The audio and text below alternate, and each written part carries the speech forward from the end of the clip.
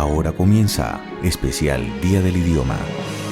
El programa de comunicación social y la oficina de multimedios de nuestra Universidad Francisco de Paula Santander Ocaña conmemoran y desean un feliz Día Internacional del Idioma Español. Hola a todos, bienvenidos a este podcast desarrollado por docentes del programa de comunicación social en asocio con la oficina de multimedios de nuestra Universidad Francisco de Paula Santander Ocaña, con el fin de conmemorar el Día Mundial del Idioma Español.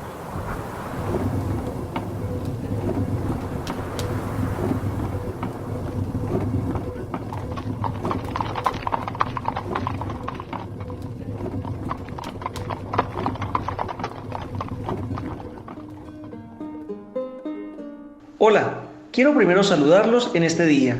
Les habla Jairo Fernando Barbosa Trigos y además quiero preguntarles, ¿identifican el anterior sonido?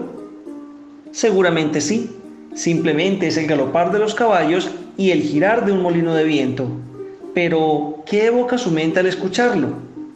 Posiblemente muchas cosas, recuerdos de su infancia, recuerdos de algún trabajo que hayan realizado, entre otras tantas.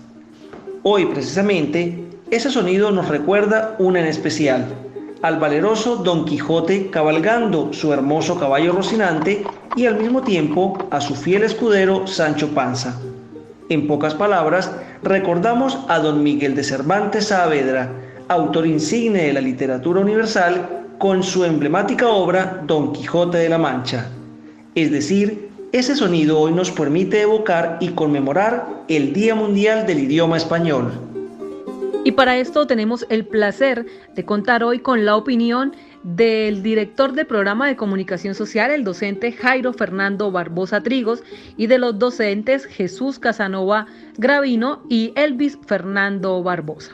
Para contextualizar el tema durante el podcast, hoy nos acompañará el historiador y docente de nuestro programa, el profesor Jesús Casanova Gravino, a quien le damos la cordial bienvenida. Muy contento de estar compartiendo con ustedes. Profesor, inicialmente queremos conocer de forma contextual por qué hoy se celebra el Día Mundial del Idioma Español. A comienzos del siglo XVII, para ser más exacto, en 1605, se publica El ingenioso hidalgo Don Quijote de la Mancha, una novela que recoge de alguna manera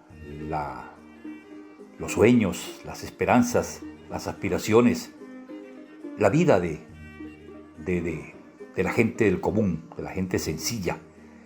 Y esa obra, escrita por Miguel de Cervantes Saavedra, se convierte en todo un éxito, en el libro más leído, en la obra cumbre de la literatura española.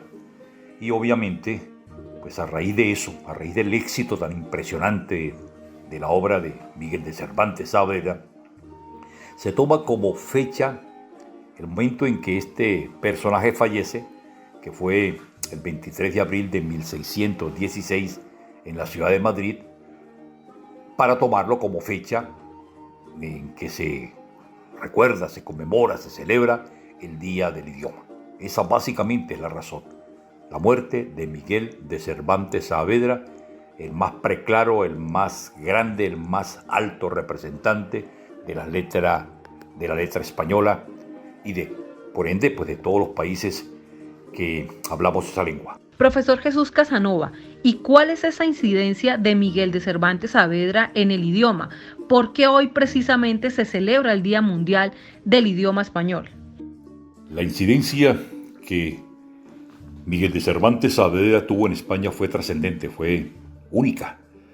Es tal vez el personaje que encumbró de alguna manera las letras de ese país, y básicamente por su obra cumbre, que es El Quijote, forma abreviada como se conoce su novela caballeresca, El ingenioso hidalgo Don Quijote de la Mancha. Pero obviamente no fue su única obra. El primero, hacia finales del siglo anterior, hacia 1585, él escribe Galatea, que es su primera novela de carácter pastoril en seis tomos, en 6 libros, y es la primera que da a conocer. Pero reitero, la que más lo encumbra, la que lo va a conocer como tal, como un hombre con características muy especiales, es, sin lugar a dudas, El Quijote. Es una obra que retrata de alguna manera lo que es las debilidades, las aspiraciones, los sueños, las virtudes, los defectos, todo lo que el ser humano de alguna manera vive. Eso lo retrata Miguel de Cervantes Saavedra en El Quijote. Por eso se le apoda el príncipe de los ingenios españoles, ¿no? Y obviamente esas características suyas y de su obra en particular hace que su huella sea de alguna manera imperecedera, ¿no? Es reitero, única la influencia que este señor ha tenido en el idioma español, y por ello, lo que dije hace un par de minutos, a raíz de su muerte, se toma la fecha de su muerte como el día en que se conmemora, en que se celebra. Profesor, inicialmente queremos conocer de forma contextual quién fue Miguel de Cervantes Saavedra. Miguel de Cervantes Saavedra parece, porque no es universalmente aceptado, que nació en Alcalá de Henares hacia 1547. Se presume que debió nacer hacia el 29 de septiembre, porque la costumbre de la época era colocarle al neonato el nombre del santo correspondiente, y ese día es el día del arcángel San Miguel. Entonces es probable que haya nacido, repito, el 29 de septiembre de 1547. Se presupone que es en Alcalá de Henares, porque allí nació su padre, ¿no? Pero de él no hay absoluta seguridad sobre ello. Sin embargo, universalmente se acepta esto como tal. Fue una combinación de aventurero, de soldado y obviamente de escritor. Su padre fue abogado, sus ancestros, sus antepasados, algunos practicaron la medicina, o sea que de alguna manera él estaba vinculado con ese sector, en su mayoría conversos, es decir, personas que cambiaron su fe al cristianismo en aquella época de profunda persecución religiosa, y participó en la famosa batalla de Lepanto, en Italia, que terminó mutilándolo, terminó afectándolo físicamente, de ahí su apodo del Manco de Lepanto. Fue hecho prisionero en Argel hacia septiembre de 1575. Cervantes estuvo, repito, prisionero, y su vida fue una vida de profunda aventura. De alguna manera uno se atrevería a pensar que recoge sus novelas un poco de su vida, ¿no? Continuamos. Especial Día del Idioma. Hola a todos nuestros apreciados oyentes, bienvenidos a este espacio académico, este espacio en el cual estamos hablando de un tema tan importante como es la literatura, como es la gramática, como es la lengua española, en conmemoración a este 23 de abril, Día de nuestra Lengua Española. Mi nombre es Elvis Ríos Pacheco, soy docente del programa de comunicación social de la materia gramática castellana, una materia dedicada a fortalecer las competencias gramaticales tanto en escritura como en lectura de los estudiantes de comunicación social para que puedan enfrentarse al campo laboral.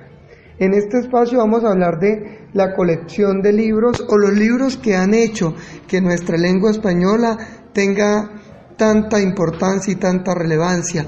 En ese sentido vamos a hablar de la colección de ediciones conmemorativas que la Real Academia Española, que es la institución por excelencia la cual rige y habla sobre nuestras normas para la escritura y la lectura, tiene en su portal web publicado. Y también vamos a hablar o a mencionar algunos libros que la plataforma de Grace Books tiene en su top 10.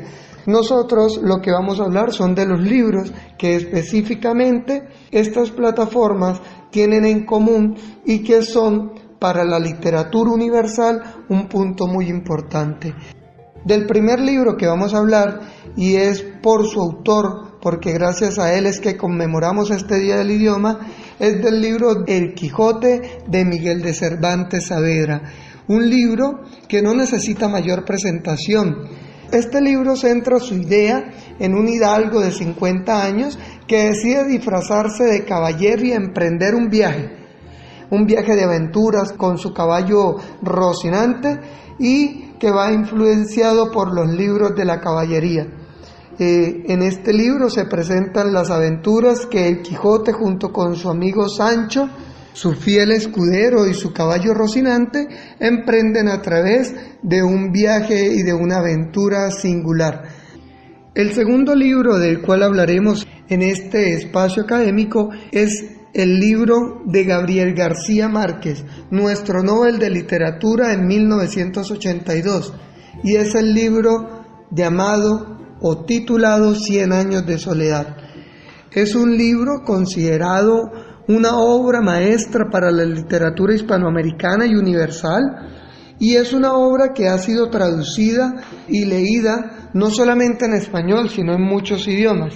La historia se centra básicamente en la familia Buendía durante 6 generaciones, desde José Arcadio Buendía y su mujer Úrsula, quienes pertenecen a las familias fundadoras, donde se desarrolla básicamente la trama de esta historia y es el pueblo Macondo.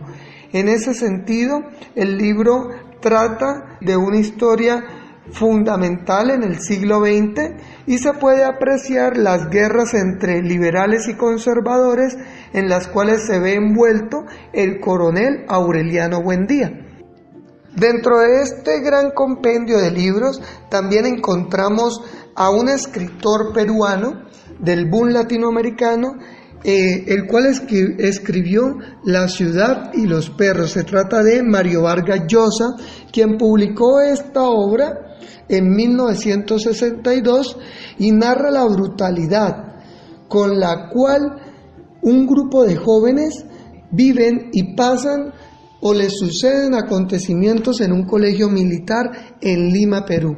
Mediante diversos recursos narrativos, Mario Vargas lo que expone son las consecuencias de una educación mal entendida y denuncia también, a través de esta novela, la corrupción de aquel mundo y la violencia que siempre estuvo presente. Seguimos con La Rayuela. Rayuela es una novela muy importante del escritor argentino Julio Cortázar.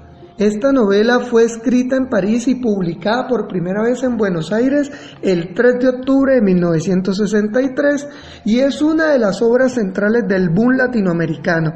Podemos ver una narración introspectiva, o sea, es un monólogo interior que narra la historia de Horacio Oliveira, pues es un modo en el cual empezamos a jugar con la subjetividad del lector, pues se presentan múltiples finales y múltiples formas de leer.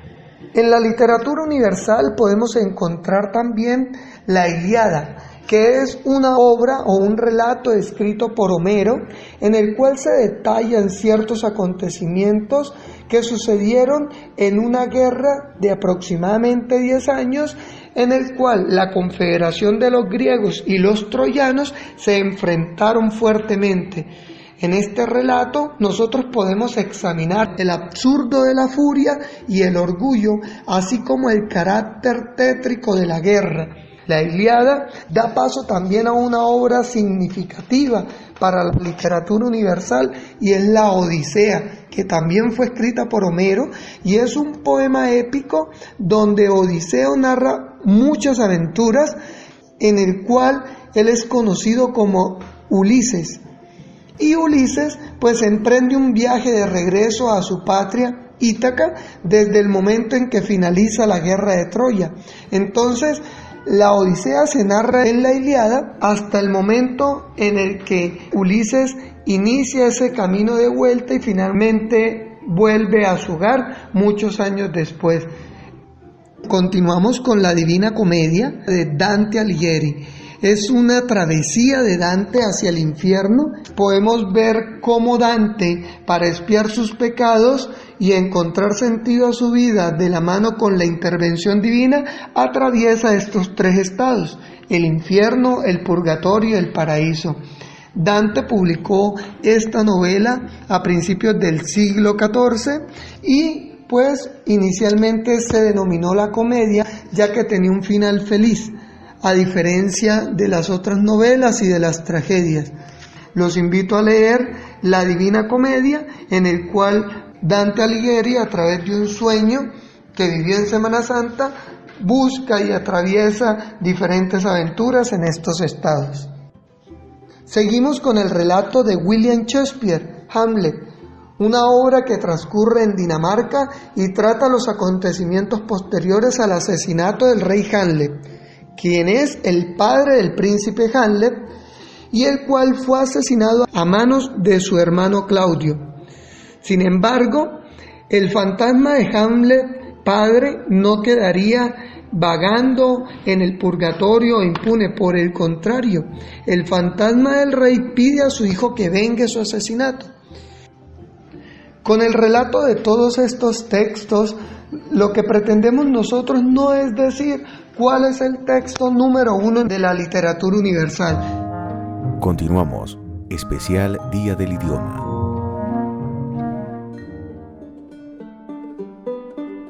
Para hacer una pausa y no dejar de hablar de nuestro hermoso idioma español, los invito a escuchar un fragmento del tema Qué difícil es hablar español, del dueto colombiano integrado por Juan Andrés Ospina y Nicolás Ospina. Yo viajé por distintos países, conocí las más lindas mujeres, yo probé deliciosa comida, yo bailé ritmos muy diferentes. Desde México fui a Patagonia y en España unos años viví. Me esforcé por hablar el idioma, pero yo nunca lo conseguí.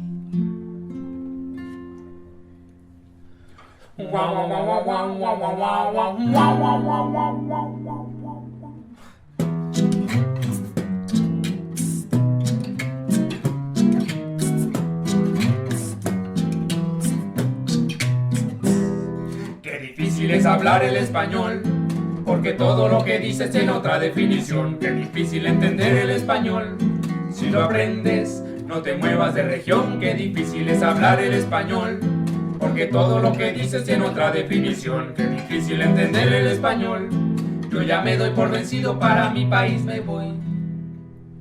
Yo estudiaba el castellano cuando hacía la secundaria. De excursión de promociones fuimos a las Islas Canarias. En el viaje comprendí que de español no sabía nada y decidí estudiar filología hispana en Salamanca. Terminada la carrera, yo viajé a Ciudad de México. Sentía que necesitaba enriquecer mi léxico. Muy pronto vi que con el español tenía una tara y decidí estudiar otros 3 años en Guadalajara, 4 meses en Bolivia, un posgrado en Costa Rica, unos cursos de lectura con un profesor de Cuba. Tanto estudio y tanto esfuerzo y al final tú ya lo ves. Este idioma no se entiende ni al derecho ni al revés. Qué difícil es hablar el español, porque todo lo que dices tiene otra definición. Qué difícil entender el español, yo ya me doy por vencido, para mi país me voy.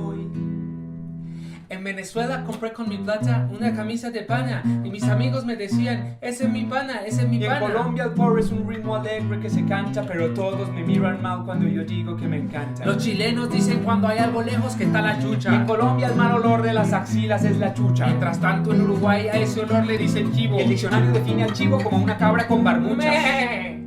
Y cambiando una vocal la palabra queda chucho, y chucho es un perrito en Salvador y Guatemala, y en Honduras es tacaño, y a Jesús le dicen chucho, con tantas definiciones como se usa esa pucha palabra.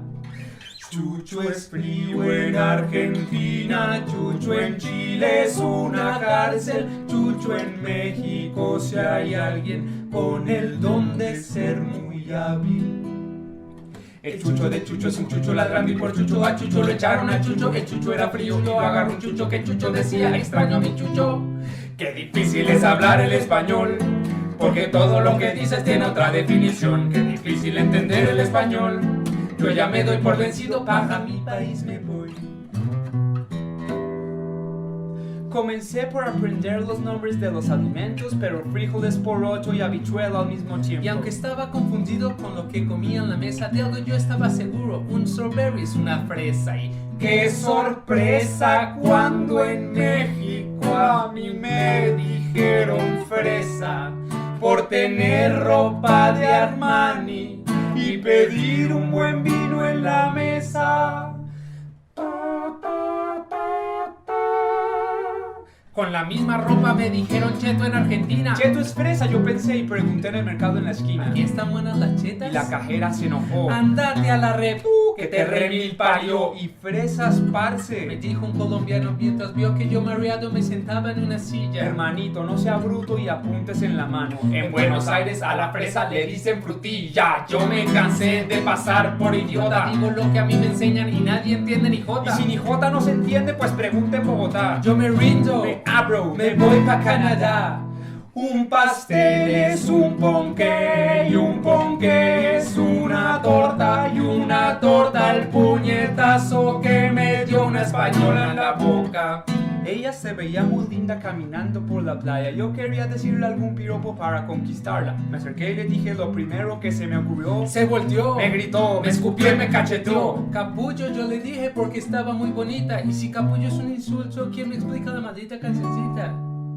Lindo capullo de Alelí, si tú supieras mi dolor, correspondieras a mi amor y calmaras mi sufrimiento, es lo que yo tengo. Y por más que yo lo intento, yo a ti nunca te comprendo. Ya no sé lo que hay que hacer para hacerse entender. La plata de mis clases no quisieron devolver.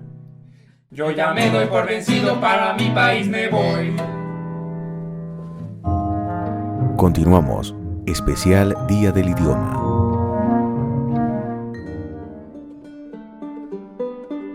Continuando con la presencia del profesor Jesús Casanova, queremos en este momento preguntarle cómo enriquecen al idioma español los diferentes dialectos del mundo y por supuesto el de Colombia. La lengua española es una de las lenguas de mayor crecimiento en el mundo. Se calcula que para mediados de este siglo vamos a tener alrededor de unos 750 millones de hispanohablantes. Hoy representamos aproximadamente un 7.6% de la población mundial y repito, en permanente crecimiento. Esto hace que, de alguna manera, permanentemente el español se esté enriqueciendo de tal manera que hay momentos en que un vocablo en una región tiene un significado específico, pero ese mismo vocablo en otra región dice algo totalmente diferente. Entonces uno ya comienza a tener dificultades de comunicación. Cuando, por ejemplo, eso a nivel de un solo país, hablo aquí en Colombia nada más, un pan tiene un nombre específico en una región y ese pan en otra parte tiene un nombre totalmente diferente. Y si lo miramos a nivel de países, obviamente la cosa es mucho más compleja.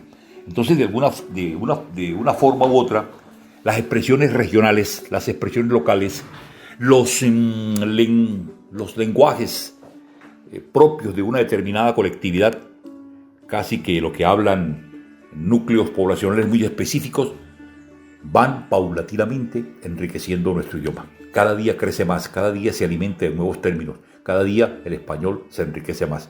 Reitero, nos va generando ciertos problemas de comunicación, por lo que expresaba hace un par de minutos. Pero sin lugar a dudas es un crecimiento constante, es una evolución permanente, ¿no? Profesor, cuéntenos cómo se ha enriquecido nuestro idioma producto de la castellanización de diversos vocablos extranjeros. Entendiendo que el español como lengua viva es una lengua cambiante, es una lengua en permanente cambio, en permanente evolución. Sin embargo, se están dando fenómenos que obviamente son en extremo preocupantes. Fenómenos como, por ejemplo, esa forma tan absurda, digámoslo, de abreviar que utilizan los muchachos para comunicarse a través de las redes sociales.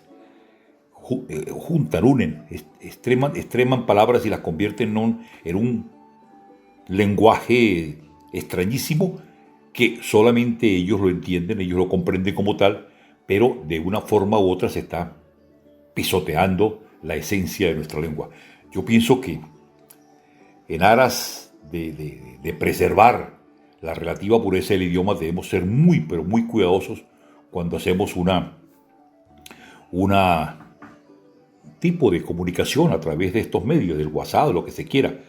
Es como un primer consejo, que seamos mucho, porque no importa que nos demoremos un segundo más, pero que escribamos la palabra como tiene que ser correctamente. Y si nos equivocamos por X o Y circunstancias, hagamos la respectiva corrección.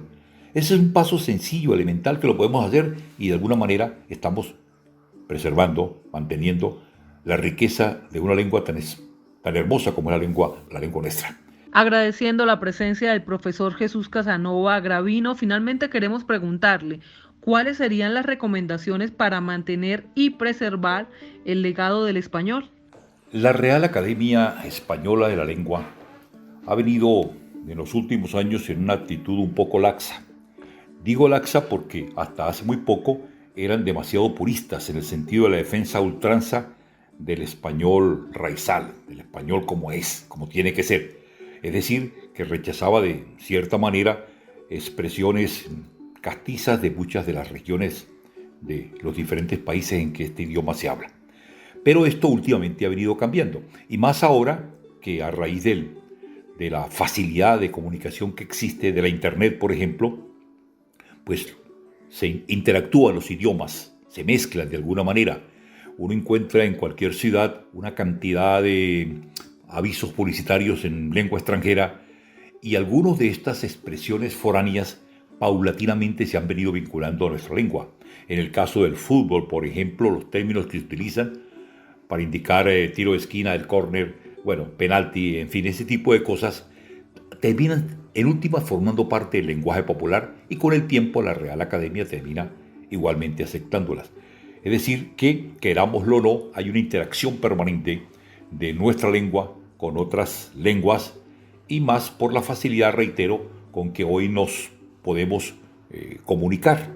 Entonces, sigue siendo una lengua viva, una lengua interactiva, una lengua que cambia, una lengua que se modifica, una lengua que se transforma. Quiero agradecerles, muchachos, la oportunidad que me dieron de participar en este programa. Un agradecimiento a la emisora, a la universidad y a quienes han jalonado, a quienes han impulsado este proyecto, Jairo, y no recuerdo quién otro está al frente de la misma. En todo caso, profesor Jairo Barbosa, muchísimas gracias por la invitación y hasta una próxima oportunidad. Continuamos. Especial Día del Idioma. Nuevamente es agradable participar de este espacio.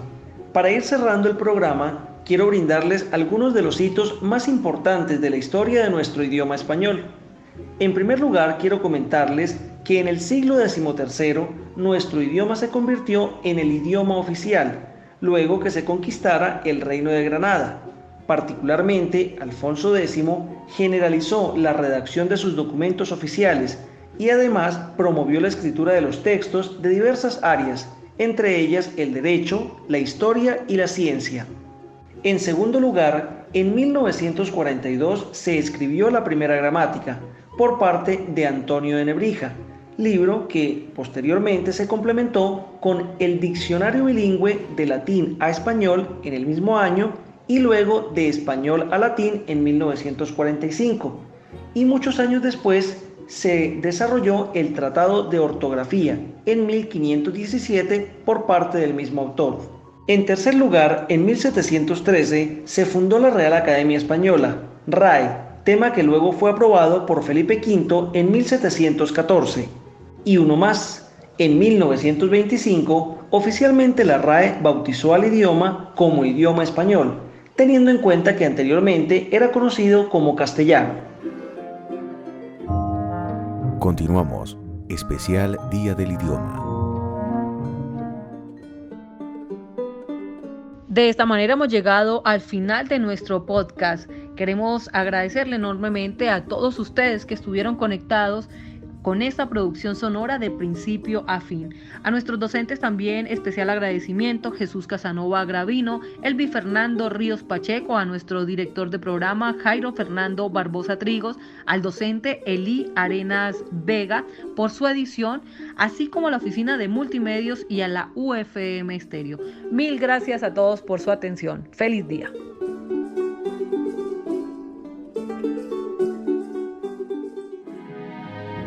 Especial Día del Idioma.